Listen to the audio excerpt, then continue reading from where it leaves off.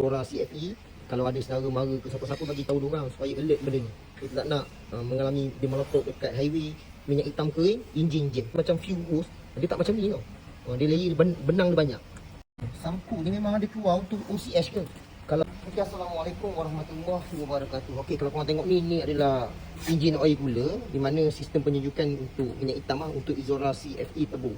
Okay, kita ambil one set terus untuk mengelakkan mengalami masalah kebocoran bahagian dalam. Okey. So sikit nak tanya korang satu benda kat sini. So kalau korang tengok ni dia terbarai nampak ni. Terbarai dia koyak habis ni. Nampak koyak tu? Nampak koyak kan? Okey, ni hose ni sikit tengok macam hose potong. Jangan ni kalau abang nak tahu ni penyakit yang tak boleh lari. Bermakna siapa-siapa yang menggunakan Izora CFE akan ada masalah OCS pecah. Untuk elakkan masalah dia pecah, disuggestkan 40,000 km tukar yang baru. Dia akan bagi hose macam ni ataupun dia ada 3 generasi yang ni. Jadi yang besi tengah ataupun jenis macam ni. Yang penting 40,000 tukar ataupun convert je. Saya penting kepala. Cuma sikit nak maklumkan. Ni laluan air. Sistem air masuk dalam cooler ni. Ni laluan air, dia pakai hose air lah. Okey, yang ni dia pakai hose minyak. Bermakna hose ni kena pakai minyak. Dia tak boleh pakai hose ni yang air. Dia akan mengembang, dia akan meletup, dia akan pecah. Dapat kan? Sebab sikit dah potong ni, layer dia satu. Layer dia satu. Selalunya layer satu ni memang air punya hose. Hose macam fuel hose, dia tak macam ni tau. Dia layer benang dia banyak. Okey, kita sikit nak tanya, sampu ni memang ada keluar untuk OCS ke?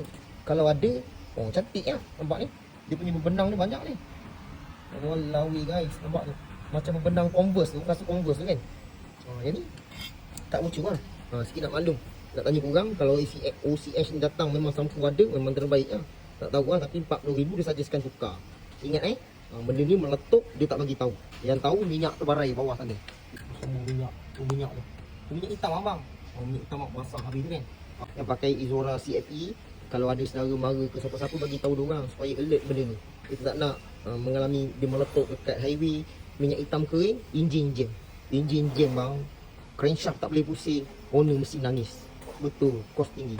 Sebab tu ingat, siapa-siapa yang ada OCS, kalau belum convert, pastikan 40,000 km, disuggestkan untuk tukar. Okey, tukar hose dulu pun tak ada masalah. Yang penting tukar.